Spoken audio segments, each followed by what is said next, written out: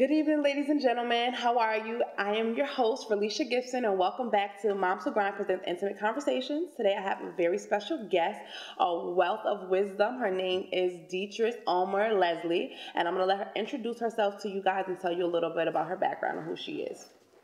Good evening. My name is Dethress Ulmer-Lesley. I am the founder and owner of the Essence of Elegance events and the Escape Travel. So are those two different businesses or one business?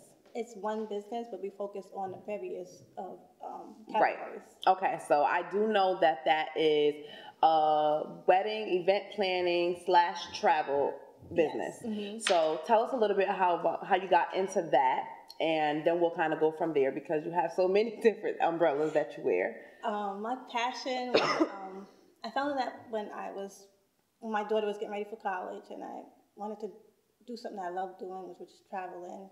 And I was already a wedding planner at the time. Okay. So it connected great. So I decided to make destination weddings and travel into one. Okay. So what's your favorite part of that? What do you enjoy most? Is it the traveling? Is it the working with the brides and the weddings? It's the service that you give to the clients and knowing that you fulfill their dreams from the beginning to the end. Okay. With no hassle. All right. So on top of being an entrepreneur, you're also an author, you're a philanthropist, you're an activist, you advocate, you're a mom. So tell us a little bit about your how you started advocating, because I seen in your bio that you have worked for the Board of Education for more than 20 years. And then when we personally spoke, I remember asking you questions, and I was asking you, well, what do I do? How do I go about these and that for my daughter? She's going into, she's in pre-K now, and she'll be in regular school. So we kind of had a conversation. So my question to you is, what did you feel was missing amongst our community that you wanted to begin advocating and helping families? I feel that the absence of parents' voice and concerns. Right. We don't have the tools to advocate for our children. We have it inside of us, but we have so much going on. Right. That we leave it alone. We give it to someone else to do, which our children end up falling by the wayside. Right, definitely. So do you think that there are inequalities in the New York City school system? Yes, they are. Okay. I know I won't go into detail. Well, because myself as a parent, my daughter, like I said, she's only in pre-K, but when I began doing research and looking for schools for her to get into, and I know they have like the zone school thing, I was personally not feeling like her zone schools would be adequate for her. The program that she's in now is very challenging. I've seen her progress a lot just from September to now, and we're in March. So I'm like, my biggest fear is her going into a school next year and not being challenged. Right. Where is she going to be the smart kid in the class because she's the smart kid in the class, or is she going to be the smart kid by default? And I know, and when I was reading reviews, that was the biggest thing, the lack of parent engagement. So I know, I just don't think that so many parents understand how important it is, Mm-hmm. that we are present, and I seen that, you were an active member in the PTA for all of your daughter's entire school life, while she was in grade school, which is a big thing. I'm also on the PTA. So, but I know that it makes a difference, having your voice, having your presence, and advocating for the families who may not be there presently, who may be in your same circumstances. So I commend you for that. Thank you. Now, another thing I want to get into that I thought was amazing is what is it called? The Soaring College? Scholar Soaring? The Scholar Soaring. So tell the audience a little bit about what that is, what you do with that, because I just thought that was phenomenal, and it was something that I don't think I've ever seen done before. It started about 2 years ago, and I had a passion to giving back to other students Right. that wasn't well off, just to prepare them. So I connected with one of my light sisters, and we organized Scholars on the Rise. Okay. And we had about 12 girls, and we gave them all college packages to start their journey.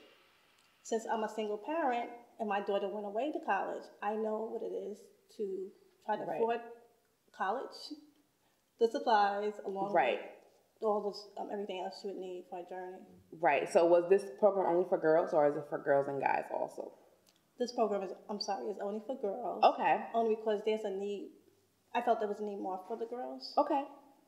So, when do you do this? Is this an annual? Well, you said you've done it 2 years ago now, so it's annual, obviously. When do you start? How can people contribute or be a part of this? I'm sure you need volunteers. I'm sure you need things donated. It's an annual event, and I just love giving back and helping others. Right. It changed so many lives. Like last year, I was able to do 2 parents, 2 households for tuition. Right. So us helping, made more of an impact than ever. Okay. So, and it took the place of we call it college showers. Okay, college hours, right.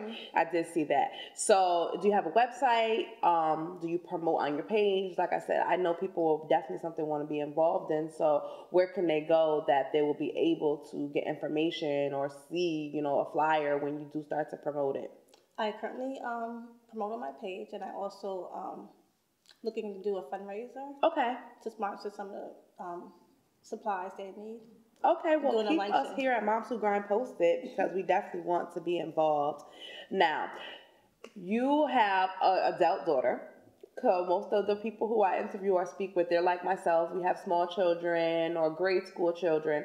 So, what was that like? What was your biggest advantage as a parent raising your daughter and trying to be, a mom and balancing a career? And then what was your biggest disadvantage? I started being a single parent when my daughter was 11 years old. Okay. I was a widow by the time I was 37.